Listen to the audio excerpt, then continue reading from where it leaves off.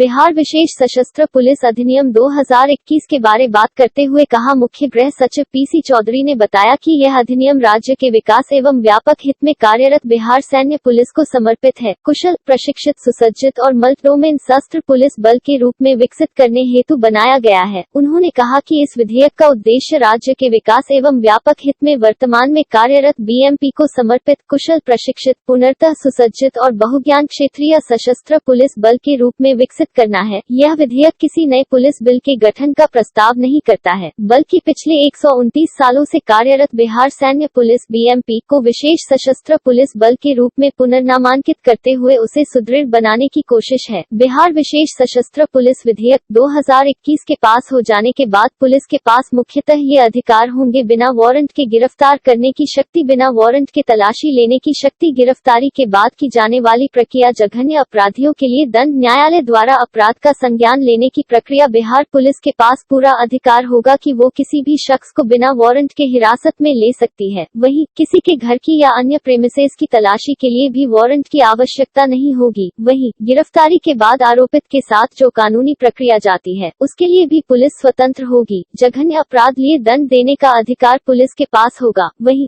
सबसे महत्वपूर्ण यह कि कोर्ट किसी भी मामले में तभी दखल देगी जब पुलिस उनसे ऐसा करने को कहेगी। पुलिस को मिलने वाले इन्हीं अधिकारों का विपक्ष विरोध कर रहा है। वहीं उन्होंने कहा कि 3 राज्य और नेपाल के साथ बिहार के जुड़े होने के कारण बिहार में एक सशस्त्र पुलिस बल की जरूरत महसूस की जा रही थी। बंगाल, ओडिशा और उत्तर प्रदेश के बाद बिहार ने भी इस विधेयक को लाया। इससे राज्य की आंतरिक सुरक्षा मजबूत होगी और केंद्रीय पुलिस बल पर निर्भरता कम होगी। धारा 15 है तो आप उसके बारे में क्या क्लैरिफिकेशन था? मैं चाह रहा हूँ कि जैसे सीआरपीसी में लिखा है कि during discharge of his official duty, लेकिन आपके उसमें लिखा है कि किसी भी अपराध का संज्ञान।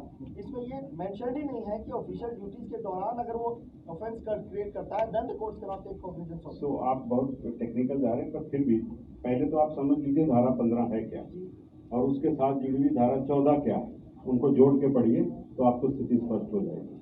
धारा 15 केवल इस अधिनियम के तहत अपराधों और उससे दंड से बात करती है, उसके बारे में बात करती है, अन्य अपराध के बारे में बात नहीं करती है। वो ये कह रहा है अधिनियम कि अगर इस अधिनियम के तहत कोई सशस्त्र पुलिस अधिकारी दंड अपराध करता है तो ऐसे मामले में जो कोर्ट है वो संज्ञान तभी लेगा जबकि राज्य सरकार द्वारा अधिकृत पदाधिकारी रिपोर्ट देगा और उसकी प्रीवियस सैंक्शन होगी। ठीक है, ये क्यों ऐसा अधिनियम बनाया गया? इसलिए कि इस अधिनियम के तहत जो अपराध हैं वो घोर अनुशासनहीनता या इनसबॉर्डिनेशन या सेडिशन, म्यूटनी से संबंधित हैं। ये इस बल के आंतरिक इनडिसिप्लिन या इनसबॉर्डिनेशन से संबंधित हैं। इन अपराधों का आम जनता से कोई संबंध नहीं है, पहली बात। दूसरी बात, अगर आप धारा 14 पढ़िए, 14 बड़ा स्पष्ट करता है कि इस अधिनियम के तहत किसी भी सशस्त्र पुलिस अधिकारी को कोई संरक्षण प्राप्त नहीं है अगर वो किसी अन्य अधिनियम जैसे आईपीसी वगैरह में अपराध करता है। तो इसका मतलब अगर वो कोई और अपराध करता है किसी भी प्रकार का, तो ये अधिनियम उसको प्रोटेक्ट नहीं करेगा। एक दूसरा, उसके ऊपर विधि सम्मत कार्रवाई होगी। तो प्रोटेक्शन क्या है इसमें? प्रोटेक्शन है जो कि इंटरनल इनडिसिप्लिन, इनसबॉर्डिनेशन से संबंधित अपराध है, जिसको जनता से सरोकार नहीं है। वो राज्य सरकार को जो कानून व्यवस्था बनाए रखनी है उसके दायरे में है, इसलिए वो राज्य सरकार की अपनी विवेक के अनुसार वो निर्णय लेगी। उसमें ये है प्रावधान, इसमें आम जनता से कोई कंसर्न नहीं है, ना ही कोई नहीं। और क्लियर मैं करूँगा क्लियर, अभी भी बच रहा है। आप एक बार दोबारा रिपीट कीजिए। स्पीकर के कहने पर स्पीकर के सहयोग के लिए जो हुआ, कई फुटेजेस ऐसे हैं जिसमें विधायकों को मारा गया, उनके साथ बदतमीजी बदसलूकी की गई, बाल खींचकर महिला विधायकों को बीएमपी की जो महिला बल थी वो खींचकर लेकर आई। तो क्या अब तक बिहार सरकार की तरफ से कोई भी जांच के आदेश दिए गए हैं? क्योंकि कई फुटेजेस हैं वो पब्लिक डोमेन। इस बात का उत्तर एसीएस होम साहब के द्वारा बिल्कुल कैटेगरिकल तरीके से दे दिया गया है और मैं उनकी इस बात से पूरी तरह सहमत हूं और जैसा उन्होंने कहा है हम लोग बिल्कुल वैसी ही कार्रवाई करेंगे। विधानसभा के अंतर्गत अगर जांच का भी आदेश होना है तो माननीय अध्यक्ष महोदय करें और उसके जांच के अनुसार जो फलाफल होगा, मैं फिर रिपीट करता हूं, जांच के अनुसार, उनके आदेश के अनुसार जो भी जांच होता है, उनके जो क्षेत्राधिकार में जो भी कार्रवाई पर जांच उनके द्वारा कराया जाता है, किसी के द्वारा गलती की गई है, पाई जाती है, तो उस पर कार्रवाई अवश्य होगी। So there has been enough footage coming from various places. There were lots of journalists who were standing there. Now you're saying that it was a prerogative of the speaker to call in the police. Did the speaker also instruct the कार्रवाई हुई। विधानसभा में सबसे पहले पूर्ण क्षेत्राधिकार वहां विधानसभा के माननीय अध्यक्ष का होता है। कुछ प्रतिष्ठान उस तरह के हैं जैसे कि माननीय उच्च न्यायालय में आपको पूरा वहां पर जो क्षेत्राधिकार है माननीय मुख्य न्यायाधीश का होता है। विधानसभा में पूरा अधिकार उनका होता है। माननीय अध्यक्ष महोदय के कहने पर और उनके आदेश से जो पुलिस है उसे सहयोग के लिए भेजा गया था मार्शल के लिए, और उनके विशिष्ट आदेश के आलोक में भेजा गया था, और उस जो भेजा गया था वो पूरी संयम के साथ उसके द्वारा कार्रवाई की गई, और उसके अनुसार माननीय अध्यक्ष का जो क्षेत्राधिकार है उसके अनुसार ही किया। लेकिन विधायक को जिस ढंग से लात से मारा गया उनको तो वीडियो है, आप उसको संयमित कैसे कर सकते हैं? अगर इसमें मैं दो चीज बता दूं कि यदि उस तरह का कोई कार्रवाई की गई है तो माननीय अध्यक्ष महोदय के क्षेत्र के अंदर हुआ है, उनके द्वारा जो आदेश दिया जाएगा अवश्य किया जाएगा, और कहीं किसी पुलिस के द्वारा या किसी के द्वारा गलत कार्रवाई की गई है तो उस पर अवश्य कार्रवाई की जाएगी। एक क्वेश्चन है सर डीजीपी साहब से, हम लोग बहुत सीनियर जर्नलिस्ट थे। That the prerogative of the speaker is always there to call for police for assistance of his marshals, and it was under that prerogative that he gave that order. The police went inside on his orders to assist the marshals.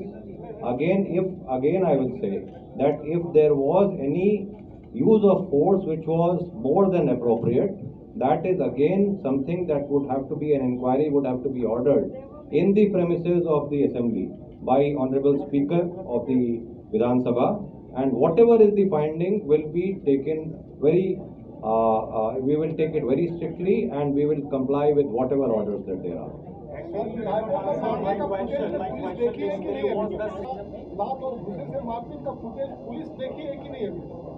मैं देखिए एक ही प्रश्न को आप बार बार पूछ रहे हैं। एक मिनट अरे भाई एक मिनट रुकिए तो सही ना, मेरी बात तो सुन लीजिए। सिर्फ हम आपकी बात सुन रहे हैं ना बहुत ध्यान से।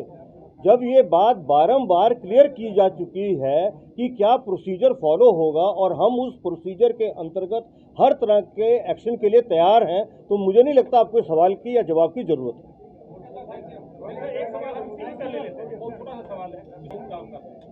माननीय मंत्री रामसूरत राय के भाई की गिरफ्तारी कब हुई? अब वो जवाब दे दीजिए, किस पाताल लोक में छुपे हैं और कब गिरफ्तारी सामने लाएंगे? मैं बस इतना ही कहूँगा कि गिरफ्तारी 100% होगी, और जो कायदे कानून सब पर लागू है उन पर भी लागू किया जाएगा। मैं को ये जो आप अपनी कहानी सारे दबाव है, दबाव का क्या मतलब है? इस पे भी 10 तरह के सवाल हो चुके हैं। जब मैं कह रहा हूं तो थोड़ा समय दीजिएगा ना। हर केस में कार्रवाई हुई है ना अच्छे से? आप तो हर 24 घंटे में अधीर हो जाते हैं। FIR होती नहीं कि सर गिरफ्तारी। तो मेरी बात सुनिए ना।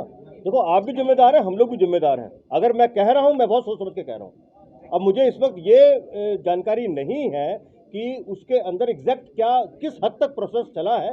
तो अगर आप रुकेंगे, मैं आपको 5 मिनट में पूछ के वो भी बता देता हूँ, तो मैं भी बता देता हूँ। आपकी बात जहाँ तक वो सही है सर, आप पूछ के बताएंगे, लेकिन सर क्या एक सवाल ये है कि क्या विधानसभा अध्यक्ष की तरफ से बिहार पुलिस को एंट्री की अनुमति दी गई थी या मांगी गई थी उनसे?